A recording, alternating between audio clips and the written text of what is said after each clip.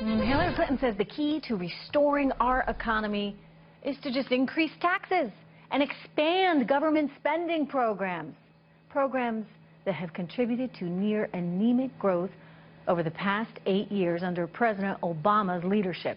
Take a look at this GDP number that we just got today, released just a couple hours ago. The U.S. economy grew just 1.2% in the second quarter. That is lousy.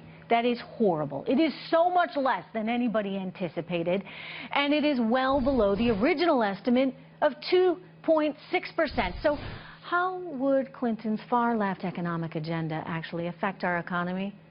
Joining me right now, Republican strategist Evan Siegfried, along with Occidental College politics professor Caroline Heldman, and Pam Pollard is back with me as well. Caroline, I'm giving you the floor first. What do you think Hillary Clinton could do for our economy? As you look at 1.2% GDP growth, how's that going to change with her? What's it going to look like? Well, under Republican presidents since World War II, we've seen... Oh, forgive me. Keep going. I'm looking at history. Democratic presidents do a lot better when it comes to economic growth, right? So they have an average of 4.3% growth versus Republicans at 2.4%. So it is quite likely that Hillary Clinton will grow the economy more than a Republican contender. Well, if Obama inherited, we were underwater. He inherited a liquidity crisis, so he got us out of that liquidity crisis with the help of the Fed and with the help of a lot of other factors. But at the end of the day, Hillary Clinton is better for the economy. Democrats are better for the economy than Republicans. Well, I just don't think that that's really held up for you in the last 8 years. Pam, what do you think the economy is going to look like under Hillary Clinton? Oh, I think it's going to be even more of a disaster. One thing Hillary Clinton continues to say, and that she wants more government regulations, more government rules and regulations. Congress had to pass an act this time, the REINS Act, in order to put a limit on what the president can do. One thing that you're going to get when you elect Donald Trump as president, you're going to get conservatives, you're going to get Republicans in as the head of all these agencies, and they are going to help make a difference. You're going to get the APA off your back. You're going to get this health care people off of your back. That's what Republicans and Donald Trump is going to do for our economy. Okay, so Evan joining us as well. He's a never-Trumper, so I'll at least let the viewers know where you're coming from on this. But, you look at Trump, and at least he has experience in business.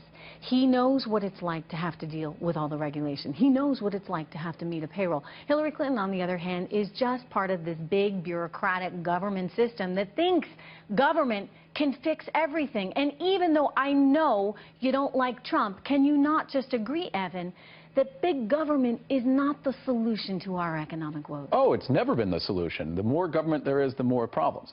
Unfortunately, voters are faced with the choice of Hillary Clinton, who wants to expand the size of government, and Donald Trump, who wants to essentially be the government. The I can fix it alone doesn't work. I would prefer to have other candidates there, and I think the vast majority of the American people I want to be the government, and it's I alone. I mean, if you could get rid of some of this red tape, Pam, that basically would help free up businesses' ability to unleash their own prosperity, I think that you might actually start to see an uptick in those GDP numbers.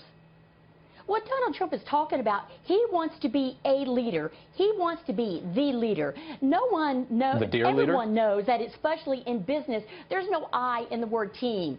He knows that. He's built a very successful empire by working with tremendous large numbers of people, working with teams, giving authority to other people to make decisions. Especially when you work in construction, you must trust other people, and that's what he's going to do. When he builds his cabinet, he's going to reach out, he's going to trust them to get the government off our backs, and he's going to be the leader. He's cheated hundreds of contractors. You're saying he pays his bills? Tell that to the hundreds of contractors. There hasn't been anybody come out and say that Donald Trump has treated me badly. We're going to continue this conversation next week. Thank you.